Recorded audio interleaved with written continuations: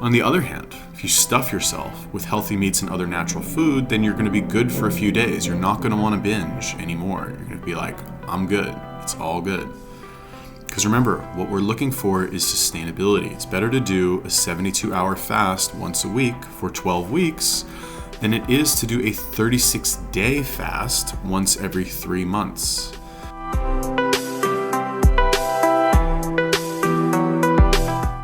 What's up, guys? Before we get into the video, just wanted to let you know that I have a brand new book out called The Binge Solution, 10 Simple Recipes to Stop You from Binge Eating. So if you are having issues with binge eating and you want to know my top 10 favorite recipes that I use myself all the time to stop myself from binge eating, go to thebingesolution.com. You can get it for free right now. Otherwise, I hope you enjoy the rest of the video. Should you limit your calories during a refeed? No, you should not. And like many of my other situational rules, you should do X when Y. This is another universal one. So what do I mean by that? You should never limit your calories ever, assuming you are eating the right kinds of foods, not just when you are refeeding.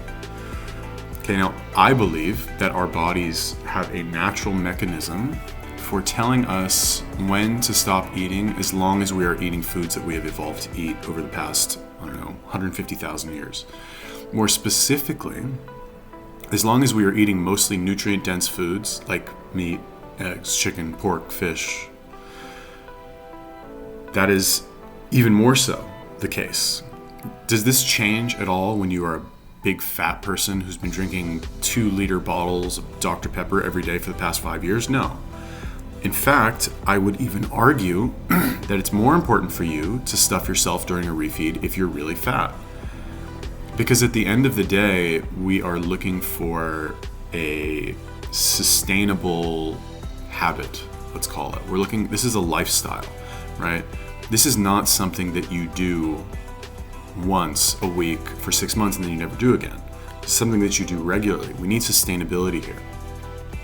If fasting is so great, which we all seem to think it is, then theoretically you should be doing on a regular basis, right? If something is worth doing once, it's worth doing every day. I don't know if we could fast every day, every week, let's say, in this case. I think that's true. But one of the underlying problems of most people in modern society is that their lives don't have any structure. They may have a schedule for work, but they have no schedule for themselves. They live their lives by the seat of their pants, doing whatever they want, whenever they want. And yeah, technology has evolved, thanks to us, to trick us into doing lots of things we shouldn't be doing. Spending too much time swiping on Instagram, trolling for likes. But at the end of the day, you can always make a new decision in this exact moment. And without getting too off track, let's get back to the point. Limiting your calories during a refeed poses one giant problem. If you don't eat enough when you are refeeding, you run the risk of feeling deprived the next day. And if you're feeling deprived the next day, guess what's going to happen?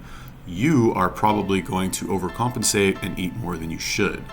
And if you have bad habits or a lifestyle that puts you around a lot of temptation, it's also possible you'll make an unwise nutritional choice, let's just call it. So if you're really hungry and you feel like shit and you're starving and you can't think about anything other than food because you limited yourself to an artificially low amount of calories for some reason, then the next day or 2 days, you're going to feel really bad, and it's likely that your willpower is going to be lower and you are going to eat things you should not eat. On the other hand, if you stuff yourself with healthy meats and other natural food, then you're going to be good for a few days. You're not going to want to binge anymore. You're going to be like, I'm good. It's all good. Because remember, what we're looking for is sustainability. It's better to do a 72-hour fast once a week for 12 weeks than it is to do a 36-day fast once every 3 months, even though technically you would be fasting for the same amount of time, give or take. Let's assume that 12 weeks is equal to 3 months. Because you may lose more weight during that 36-day fast, but you're not building habit, right? You're just saying, I'm going to do this thing this one time. This is an event. It's not a habit. And mentally, we're going to view that as a one-off experience. And the rubber band effect, which there is going to be one, just accept that that's the case, would be much stronger if we were putting in less effort on a consistent basis, but doing it consistently. What's up, guys? Thanks for watching the video. Please remember to like, comment, and subscribe. Any and all comments are appreciated as they do help the algorithm. Also, be sure to pick up my brand new book, The Binge Solution, 10 Simple Recipes to Stop You from Binging. These are recipes that I use myself every single day to stop myself from binging. So if you have a binge eating issue and you want a little bit of help getting over that, be sure to go to thebingesolution.com and get that book for free. Otherwise, I'll see you in the next video. Peace.